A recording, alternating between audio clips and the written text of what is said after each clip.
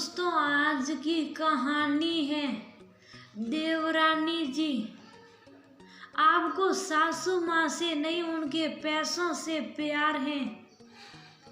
दोस्तों, कहानी शुरू करने से पहले अगर आपने चैनल को सब्सक्राइब नहीं किया हो तो कर लीजिए, ताकि आपके पास पहुँचे हर नया वीडियो।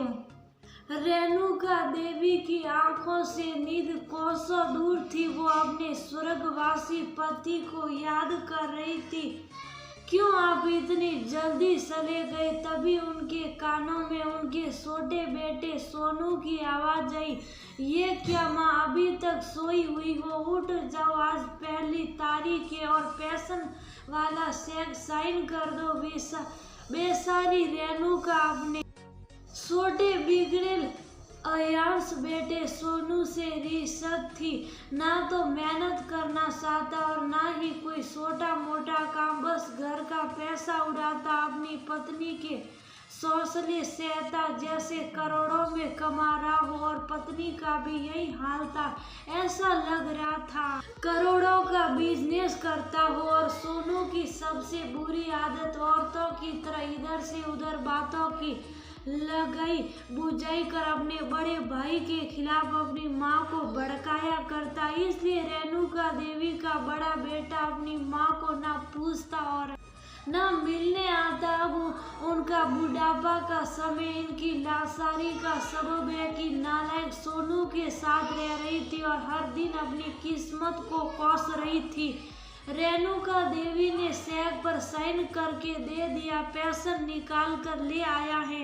माँ से कह रहा है कि उसकी पत्नी को मायके जाना है, इसलिए 25,000 के बदले 50,000 निकाला है। उसके ससुर के पथरी का ऑपरेशन है और 25,000 रुपये भेजना पड़ेगा। सोनू के बेशर्मी से रेणुका की आंखें नम हो गई कि उनके पति पैसा से समझाना भी पड़ रहा है, क्योंकि उनकी जो छोटी बहू है वो बहुत गरीब परिवार से है। बाप चौकीदार ठहरा, जिसकी महीने की कमाई 6,000 रुपया है, जिसमें घर का खर्च चलाना मुश्किल था। इस तरह हर महीने रेणुका देवी के बैंक से उनके पति के जमा किए पैसों को किसी न किसी बहाने से निकालता रहता और वह चाहकर भी विरोध नहीं करती थी। रेणुका देवी के पति एक गवर्नमेंट विभाग में कार्य करता थे। अच्छी खासी तनख्वाह थी और अपने रिटायरमेंट के पूरे पैसे वो पत्नी के नाम जमा कर दिए, ताकि बुढ़ापे में उनको कोई परेशानी ना हो और पेंशन से उनका महीने का खर्च भी आराम से चल जाएगा। उनके 2 बेटे थे, एक बड़ा बेटा उमेश और छोटा सोनू। लेकिन सोनू नहीं चाहता था कि माँ की बड़े भाई से बने और हर समय बड़े भाई की बुराई करता, जिससे माँ का दिल और बड़े बेटे का दिल कटा हो गया। बड़ा बेटा घर से निकलकर दूसरे घर में चला गया। अब सोनू अपनी मनमानी करने लगा। अपनी माँ के रवैये से वाकिफ बड़े बेटे उमेश ने भले ही पूछना छोड़ रखा था, लेकिन अड़ोस पड़ोस से हाल चाल पता चलता रहता। एक दिन सुबह सुबह उमेश के घर मोहल्ला का एक आदमी आकर बता रहा कि उसकी माँ को सोनू और उसकी पत्नी ने बाहर से बंद कर रखा है और बहुत दिनों से वो लोग नहीं देखे। चलिए ना भैया, चल कर देखिए क्या बात है। उमेश भागा भागा आया और वह बाहर से गेट पर ताला लटका देखा, लेकिन माँ बालकनी में बैठी हुई है। अरे माँ, तू घर में है, फिर बाहर से ताला क्यों लगा है?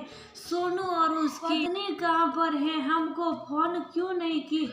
बेटे को देख गेट के पास आकर फपक फपक रोती हुई बोली, दोनों मुझको ताला में बंद कर हिल स्टेशन घूमने मौज मस्ती करने गए हैं। एक टिफिन वाला आकर सुबह शाम खाना दे जाता है। बेटा काल काट रही हूँ, देखना मेरा बेटा मेरे को ही लूट रहा है। तेरे पापा का सारा पेंशन का पैसा खर्च कर देता है। ताला तोड़ा गया और रेणुका देवी को आजाद किया गया।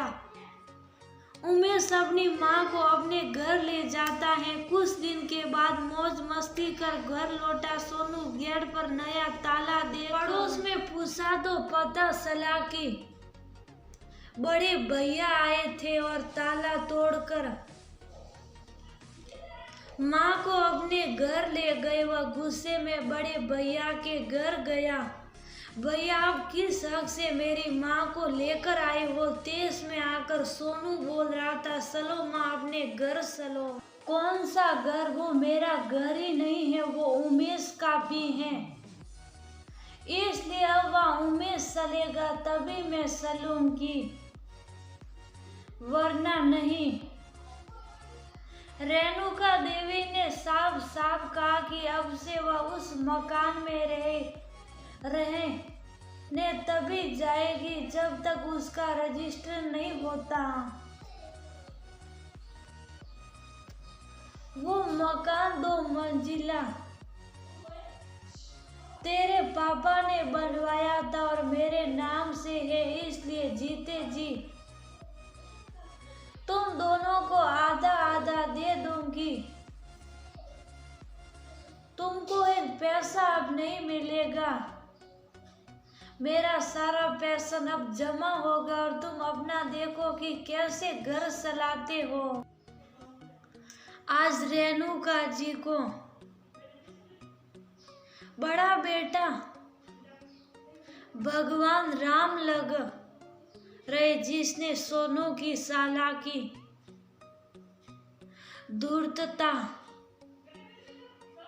और हठ धर्मी से निजात दिलाकर सुकून शांति का जीवन दिए हैं। उमेश के घर चैन से रह रही हैं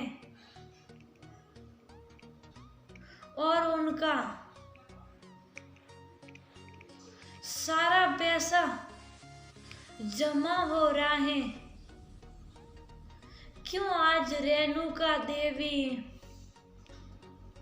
को समझ आ गया था कि सोनू को उनसे नहीं बस उनके पैसे से प्यार है, लेकिन उनके बड़े बेटे बहू को माँ से प्यार है। उनको दोनों प्यार समान से अपने पास रखे हुए थे, जो सोनू और उसकी पत्नी ने कभी दी ही नहीं। आज रेणुका देवी बड़े बेटे के साथ बहुत खुश थी और उन्होंने घर दोनों बेटे को बराबर से बांट दिया।